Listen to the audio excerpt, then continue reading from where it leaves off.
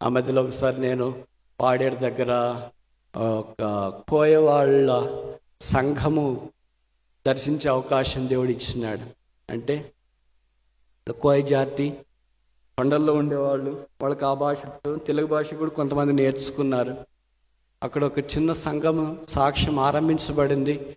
ఇంత కొండల్లో ఇంత దూర ప్రాంతాన ఎలాగ దేవుడు ఆరంభించినాడో చాలా ఆసక్తి అనిపించింది తెలుసుకోవటానికి. మీటింగ్ అయిన తర్వాత అక్కడున్న ఒక బ్రదర్ని పిలిచి అడిగాను, బ్రదర్ ఇంత దూరం ఇంత కొండల్లో ఎలాగ దేవుని యొక్క పరిచయం ఆరంభించబడిందంటే, దేవుడు ఆరంభించిన బ్రదర్ పెద్ద కథ అన్నారు. చెప్పడం నాకు ఇష్టమే అన్నాను. అప్పుడు చెప్పడానికి వాళ్ళు పూనుకున్నారు. అక్కడున్న ఒక బ్రదరు, అంటే ఊర్లో 30 ఇళ్ళు 40 ఇళ్ళు ఉంటాయి. ఊరికి కరెంట్ ఉండదు. సాయంకాలం 6 గంటల్లోకి తినేసి పడుకోవాలా. ఉదయం 6 గంటల దాకా ఇంకేం తెలియదు. మొబైల్ ఫోన్ సిగ్నల్స్, రోడ్డే లేదు. చిన్నగా మనుషులు వెళ్ళే అంత రోడ్లు ఉంటాయి. అలాంటి స్థలాల్లో కూడా దేవుని యొక్క వాక్యం ప్రబలమై వ్యాపించి గుడారము నిర్మించబడ్డం ఆశ్చర్యకరమైన సంగతి. అప్పుడు ఆయన చెప్పడం ఆరంభించినాడు. ఒకసారి పాడేరుకి సంతకు వచ్చినాడంట, యేసుప్రభుని ఎరగకుండా. వాళ్ళు సంతకంటే మన దగ్గర కొనటానికి కాదు, అమ్మటానికి వస్తారు. ఏమవుతారు సంతలో అంటే చింతపండు, తర్వాత తలకి వేసుకుంటాం, ఏమంటారు అమ్మా,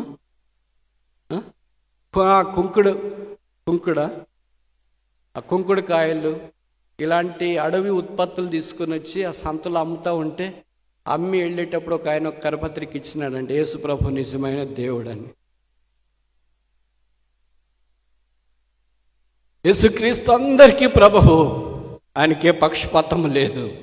ఈ దినాన పట్టణంలో ఉన్న నీవు నేను ఆయన నిరాకరిస్తే, రుణీకరిస్తే కాదంటే ఆయన ఎక్కడికైనా వెళ్ళగలడు. ఆ వ్యక్తి కరపత్రిక తీసుకున్నాడు. కొద్దిగా మాత్రం చదవచ్చు, చదువుకున్నాడు. ఆ ఇంటికి వెళ్ళే దారిలో దాదాపు 10 కిలోమీటర్లు నడిచి వెళ్ళాలి. ఇంతే దారి ఉంటుంది. నడిచి వెళ్ళే దారిలో ప్రభు ఆయన ఒప్పించినాడు. ఆయన రక్షించబడ్డాడు. ఇంటికి వెళ్ళిన తర్వాత, అది చిన్న ఊరు కనుక వారికి సువార్త ప్రకటించడం ఆరంభిస్తే, వాళ్ళన్నారు, రే ఏంట్రా, ఎవరు యేసుప్రభు ఆయన గురించి మా దగ్గరకు ప్రకటిస్తావు అని. ఆ ఊర్లో ఒక రౌడీ ఉంటే వాడు చంపడానికి ఒక కత్తి లాంటిది తీసుకొని వచ్చినాడు. కరెక్ట్ వాక్యం చెప్పేటప్పుడు ప్రకటించేప్పుడు వేస్తూ ఉంటే కొద్దిగా తల అన్నాడంట. అంటేనే ఏమైందంటే, 5 ఏళ్ళు ఉంటాయి కదా, ఈ వ్రేలు దగ్గర ఇది పడింది. ఈ వ్రేలు ఇలాగ కిందికి పోయిందని. ఇంకా అంతలో వేరే వాళ్ళు వచ్చి పట్టుకున్నారు. ఆ చంపటానికి కత్తి తీసుకుని వచ్చిన వాడిని తీసుకుని బయటికి వెళ్ళిపోయారు. ఆ తర్వాత ఈ వ్రేలును ఈ వ్రేలుతో పాటు అతికించి రాత్రి అలాగే ఉన్నాడని. దగ్గర హాస్పిటల్స్ ఉండవు, పెయిన్ కిల్లర్ ఇచ్చేవాళ్ళు ఉండరు, ఫస్ట్ ఎయిడ్ వేసేవాళ్ళు ఎవరు ఉండరు. వాళ్ళు హాస్పిటల్కి రావాలంటే అరకు కానీ పాడేరుకి కానీ రావాలి. ఇంకా అంతకంటే దగ్గరలో ఏది వాళ్ళకి అందుబాటులో ఉండదు. అప్పుడు ఇలాగ ప్రార్థన చేసినాడంట, యేసు రక్తము, ఆయన పొందిన దెబ్బల చేత నాకు స్వస్థత కలిగించునగాక. అలాగే రాత్రి అంతా ప్రార్థన చేస్తే, తర్వాత చెయ్యి ఇలాగ తీస్తే అతుక్కునిందంటే ఈ వ్రేళ్ళు, ఇది చేతికి. తనే నమ్మలేకపోయాడు. ఇది తెగిపోయింది ఎలాగ అతుక్కుంది, తెగిపోయింది ఎలాగ అతుక్కుంది. ఉదయం వచ్చి అందరు చూస్తున్నారు, తెగిపోయింది ఎలాగ అతికింది. హాస్పిటల్కి వెళ్ళి వచ్చావా రాత్రి? లేదు. మరి ఏం చేసావు? ప్రార్థన చేశాను, దేవుడు అతికించినాడు. ప్రార్థన చేశాను, దేవుడు అతికించినాడు. ప్రార్థన చేశాడు, దేవుడు అతికించాడు. ఇప్పుడు ఎవరికి చెప్పాడో తెలిసినా, మొదట ఎవరైతే చంపటానికి వచ్చినాడో వాని దగ్గరికి వెళ్ళాడంట. నేరుగా వెళితే మిగతా వాళ్ళు ఏమనుకుంటారు తెలిసినా, పోట్లాడటానికి వచ్చినాడు అని అనుకుంటారు. అందుకు వచ్చాను, రే నా చెయ్యి నరికేసావు కదా, ఇప్పుడు ఖర్చుకుని చూడు, చూపించడానికి నీకు వచ్చినాను. చూశాడంట, ఆశ్చర్యపోయాడంట. నిజమా? ఎవరు బాగు చేశారా? యేసు ప్రభు. నిజమా? ఇదిగో చెయ్యి సాక్ష్యం. రాత్రి నరికేస్తే ఇప్పుడు ఖర్చుకునింది ఎలాగ సాధ్యమైంది? అదే యేసు ప్రభు సిలువకున్న శక్తి. అయితే ఆ యేసు సిలువ నాకు కావాలా? నాకు చెప్పవా? యేసు ప్రభుని గురించి ఆ వ్యక్తికి చెప్పాడంట. ఊరు రక్షించబడింది, అక్కడ ఒక సంఘం ఏర్పడింది. ఇప్పటికి అది వాస్తవం. దేవుని జనమా,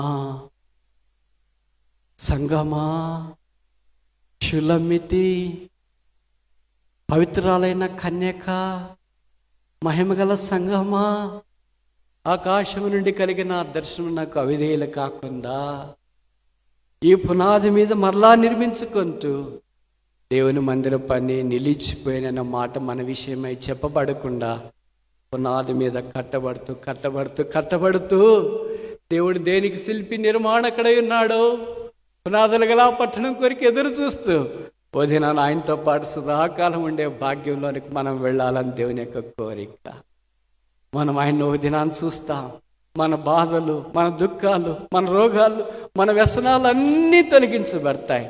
మహిమగలా దేహముగా మనం మార్చబడి మహిమారాజ్యంలో సదాకాలం ఉంచాం. మనం ఏమవుదామో ఇంకా ప్రత్యక్షపరచబడలేదు కానీ ఆయన ఉన్నట్లుగానే ఆయన చూతము గనక ఆయనను మనం పోలి ఉంచాం.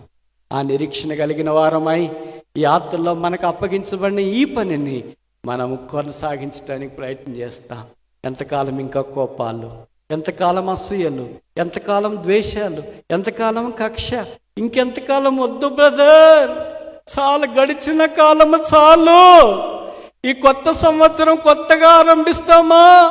ప్రభువా, నాలో కోపము తీసేయి, అసూయ తీసేయి, ద్వేషము తీసేయి, కుళ్ళు తీసేయి, కుతంత్రాలు తీసేయి, అబద్ధాలు తీసేయి, రాజకీయాలు తీసేయి, అన్యాయం తీసేయి, అక్రమము తీసేయి. నేను కూడా నీ కొరకు సాక్షిగా ఉంటా.